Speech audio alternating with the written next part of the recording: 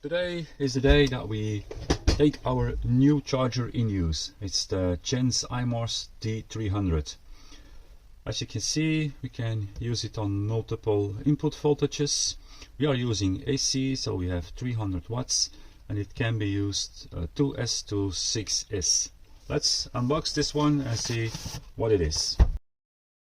And here it is. There's a manual. It looks like we have English, German and probably Chinese. Oh, this is way smaller than I thought it was. Probably the box deceiving me. But yeah, I like it that it's this compact. It feels quality in the hands. It looks shiny as well. What else is in here? Probably a power cord. Let me check. Yep, oh, there's more stuff in here.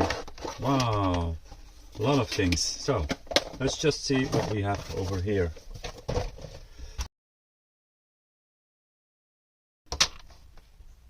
This is, I don't remember what type that is. XT60, XT60, XT30, and then I have no idea what that one is. So, okay, how does this now work? There's also a USB cable, and here is the power cord. If you order one, you gotta watch out to order a European or US power cord, because they are all different.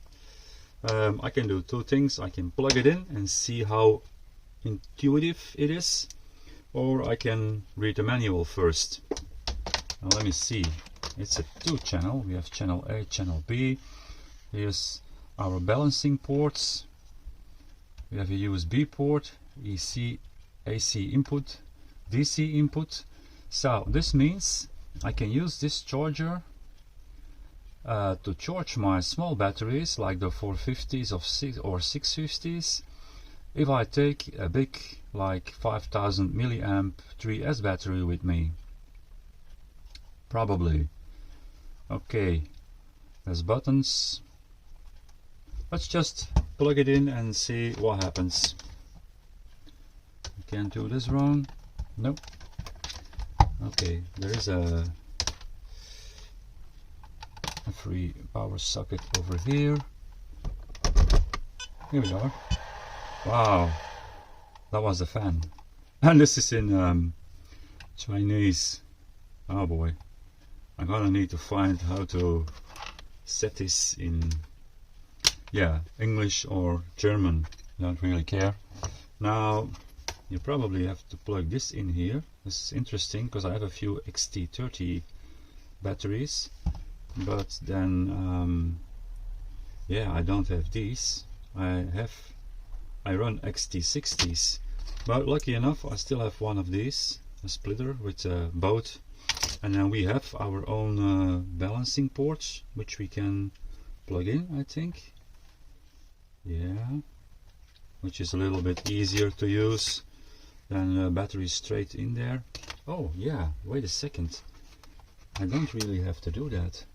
I can actually just plug a battery straight in there. So I don't really have to use any of this. Okay, okay. And this is really short and clean, no wires on here.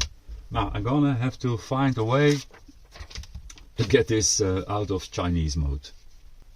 So it was not that hard after all, and so I managed.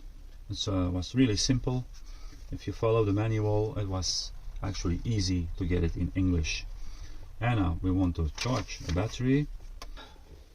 It may have been intuitive, but not to me.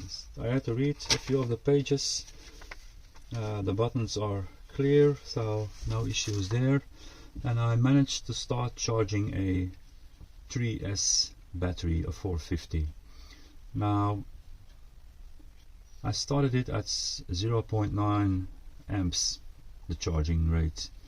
I did 1.5 on the previous charger, but someone said 1 amp or lower is better for the batteries, so I did start charging, because there's also balancing, and I don't know what is the best to do. So if you have feedback in the comments, please give it to me. But now I've started one. It's gonna be real simple to get the next one going. I could start a second battery.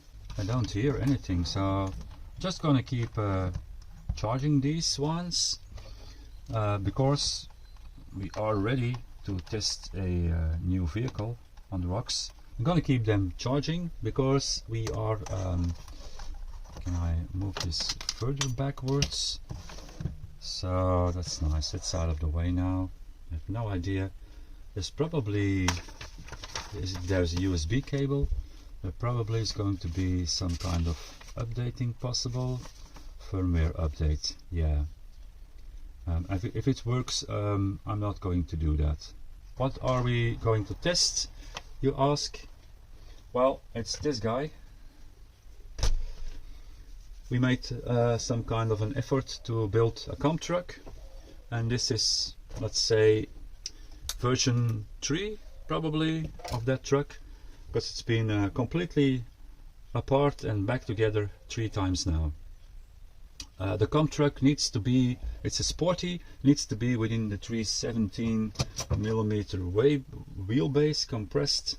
Let me see, we are at completely compressed at the moment, 314, 313. Okay, so I think we're doing okay. We have a little bit of play. That's good. We cannibalized another rig, the one with these nice Team Factory element chucks from Associated. He has to give them up, he gets a new set, but I wanted those on here. We have the Associated springs. They come in different colors and different spring rates. We have the softest one, the green bands on the front. We have the white bands in the rear. I think that will work. We have bent links. We bented these ourselves, and I actually think we did a great job on these. So the clearance is really great. We need to make a cut to length. Let's show it over here. We need to make this cut to length drive shaft again, because after iteration 3, yeah, what we did do was shift the complete car forward. So the skid plate moved 1.5 centimeters forward, I think, bringing it in a nice 63-37%. That's which is I like that. I like those numbers. Just above 60 is good. I might get back down to 60-40 because we are going to do some wheel hangers with some of these weights in there. So that's to come to help the rear down. What do we have? We have F9 axles, center pumpkin F9 axle. What do we have on there? These plates. There's a chassis on the internet that has these plates to bolt on an F9 axle to get the servo out of center. That's a Yantris 50 kg servo. We have place move. The plate comes with this set to put the battery on axle, and then behind the servo. What else is in here? We have the new Hobbywing Pro 2300 Elite in here. We have some kind of a fake NLD2, the open gearbox. It's rather noisy, this boy. I haven't greased anything up. The mesh is good, so that's okay. We fiddled with some strange links for the, I don't know, this is probably the 4th or 5th link set in the front, but this one works really nice. Everything moves freely, and I'm kind of anxious to test it now to see how it does. That's why I needed to get a new charger in use. This thing, the Elite, can run not only 2S and 3S but also 4S. That's an interesting thing. We will run it on 3S at the moment because that's going to be enough, seeing how the reductions on these car are. I think that's going to be really great. I'm happy with that we managed to shift everything forward, also that we get almost everything on axle. We have the servo, we have the battery on axle. and the motor is a little bit heavier than a, let's say, a V80 with an outrunner. But then I had a lot of more wiring, and I would have V80 somewhere over here. It could work, but yeah, at the moment I don't want to do that. So it is of course one of these guys. We have big brass on the wheels, on the axles. There's also weights in the wheels, which I don't know if these are necessary, so I might take this off. I'm really liking how the steering angle is.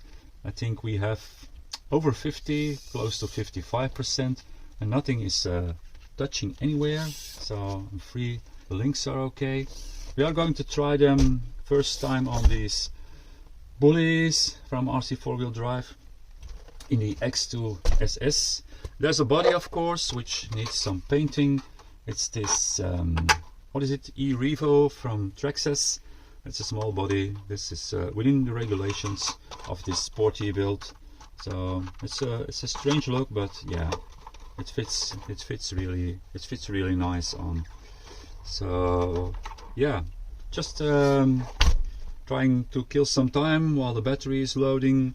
As you can see, this is of course a temporary skid, but you can see how many times I needed to change out the position of the gearbox with the motor attached. So yeah, I will whilst the battery is loading, cut one of these cut to length drive shafts to length. I have these ones, the black ones. They are really nice, but this one is like this much too short right now. Luckily enough, they come, I think there were two. AliExpress is really strange, because they come in a bag of one or a bag of two. The strange thing is, if you buy two separate ones, they are cheaper than a bag with two of these in. But yeah, I don't really care. This one I can still use, because I might cut it even shorter and put it in the front, because this shaft is actually almost touching the motor, and if I'm going to reset the shocks, they can start hitting. And this piece is actually a lot smaller, and the axle is a lot thinner. So yeah, I might ending up putting this one in here, so we make sure not to touch the motor. Yeah, it is Mantis based, but it is not the normal chassis, because we cut off a piece in the end to make it this comfy truck. But as you can see, the holes are all in the right position. We have of course the lower links in the rear. We like to keep them in the center. I know people sometimes like it more to the outside, or even complete on the outside. I like it like this. We have upper links. We have enough holes. You can use longer or shorter upper links as you wish. We have on the position of the shocks, we still have enough holes left. And in the front it's almost the same. The shock almost sits center of all these holes, and on the front there is enough holes to these braces, to put these braces for this chassis. So yeah, it looks nice on the bench now. The previous version also looked nice on the bench until we drove it on the rocks, and that was a bit disappointing. But now yeah, I think this one, I think it's not going to disappoint me. Not sure about the tires yet. The guy weighs about 2.6 kilogram all in. What is the beeping? Oh, we have an SD card full. Let me take care of that. I'm just gonna throw in a shaft I have here, but I see the 4S battery is almost ready. It's on 99%, so I would really like to see what happens when it's full. Let me see if we can throw this one in here. There it is. It's the first time the fan goes on. I don't know. I smell something. It's probably... I don't like this smell. The last time I smelled something like this, the battery was blown up. we would like to do some of this stuff on the pin so it doesn't fall out on the first drive. If you wonder what it is, don't get it on the pin. It's the Loctite 248. Works really great. It works. Screwdriver, 0.3 amps.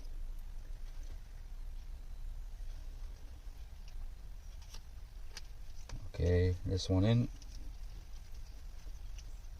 Tight is tight. Let's clean the rest off. Nice. And then one in the rear. Now let me tell you, I got a couple of these shafts and they are not 100% in phase. I don't know how that works. How can you do that as a manufacturer? I need to find out which manufacturer it is. I might put the link in the description so you don't buy them. I bought 3 of these, 2 short ones and a long one, and none of them is in phase, which is really strange. And so I will see how the car drives. I might hear that, but well, we will see first. So you can maybe see it if I put it in here like this. This is option 1. That's clearly off phase. And now it's this one. It's not that much out of phase, but it is still out of phase. So I don't know how to change it. The drive shaft is in here, and it is not touching the link in any position. No, and maybe, and again, when we use one of these cut to length ones, they are a lot smaller, so the clearance will be perfect anyway. I'm gonna use the one I already cut up for the front and the new one for the rear. I have more of these laying around, but I think I like the black ones in this build. So if that battery 99% also wants to stop, then we can go out for a test drive. Oh, one is ready with kind of a beep. It's this one, channel B is done, and then the other one is really close. So we have one charged. Let's just check it out. Pulling it out. I don't know why the fan is blowing again. Let me see what this device says.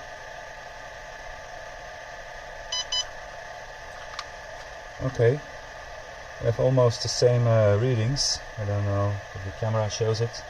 4.19, 18, 18, 17, so really close. 98% charge, 4S. Okay, that's perfect. Now I'm waiting for the other one. This one is full and put it in my ammo box. So yeah, lessons learned there. We can maybe start charging the second one.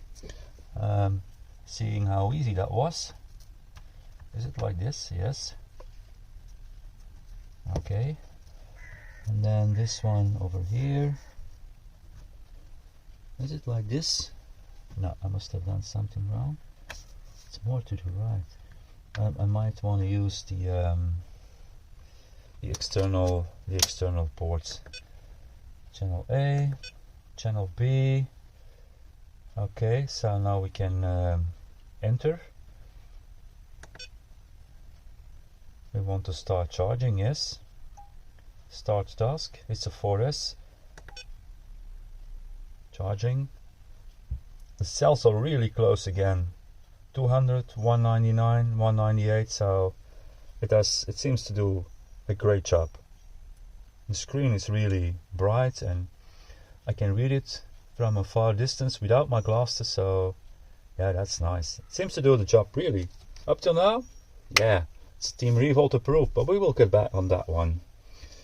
Okay, so I think we will close the inside portion of this. Yeah, it's gonna be like almost a double episode. Curious about how the entry servo will keep up with the rest.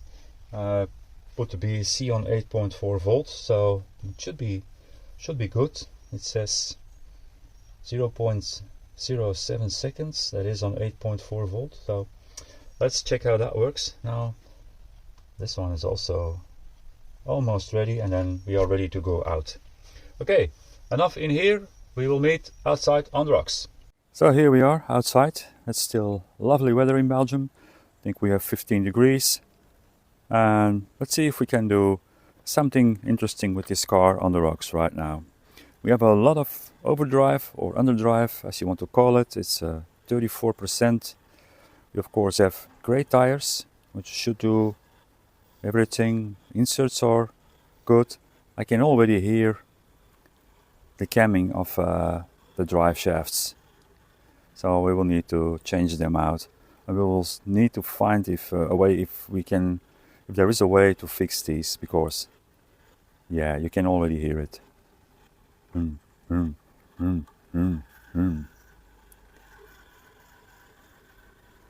Especially at low speed you can hear it.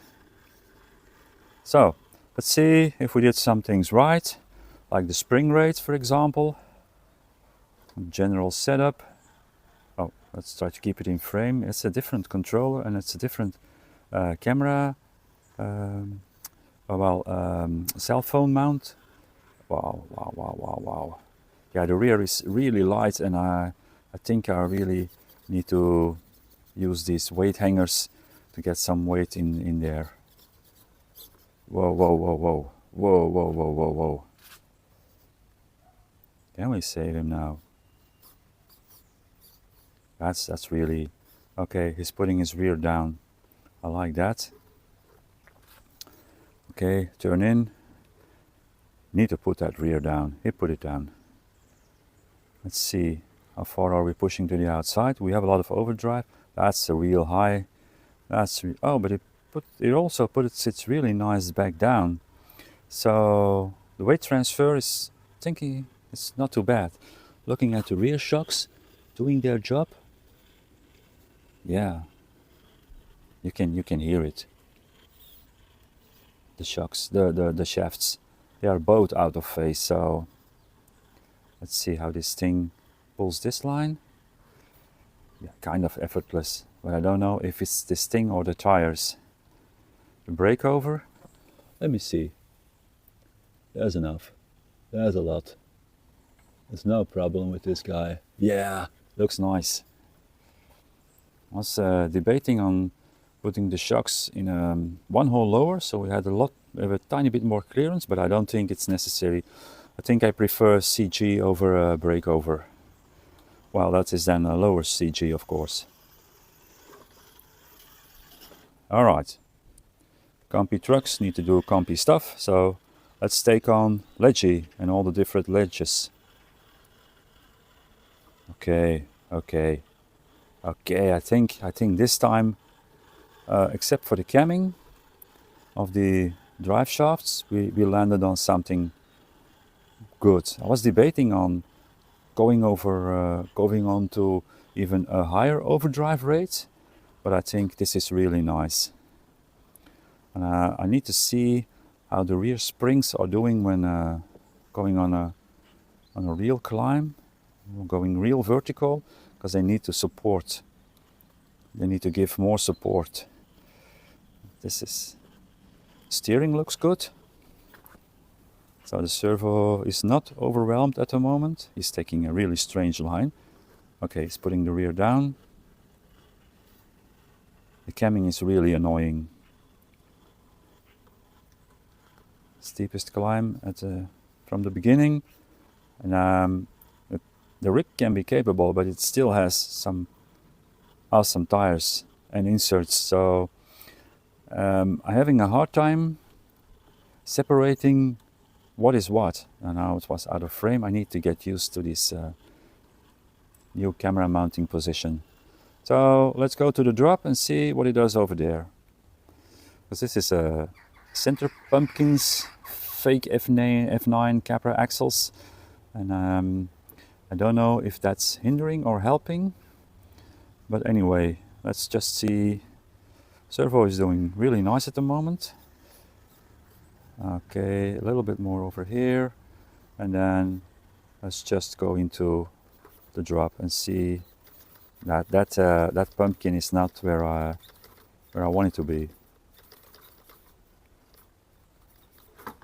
Wow, just didn't have enough. So I hang him on here to see if he hangs, if we can save him. Wow, not. Let's see if we can do the reverse drop. I'm not sure if this is going to be possible with this car, which is then also saying a lot for oh man, that was a really bad approach. However, this might be turning into a good approach if I can lose that rear a little bit, but also not too much. A little bit of pepper, yeah. And now it's exactly where I want it to be. So I can grab this guy. Oh, yeah. Really nice steering angle. And I can pull up slowly. He does have enough breakover. As I see it now, I can give maybe an extra bend in that rear link in the bottom, the last one. So maybe I do that. Otherwise, great. Well, let's start with the real stuff on Plum. So far the springing seems to be okay, but this is really dragging these rear wheels, especially on these pavers. So center cut first. Might even wonder if, certainly on side hill, 34% isn't too much. Let's take the rear line first. I need to get rid of the camming. The camming is hindering me in my driving. This guy is just going really slow up there. That's Fusion Elite doing his job. Wow, awesome. Tsunami line. This car is of course about 8-9 millimeters shorter than Tsunami, which means it will drive other lines, but it doesn't really care. Okay, that was easy. It was actually really easy. We have a great steering angle. Can we now just do something stupid and cut back? Yeah, why not? We will be able to cut back. Yeah, man.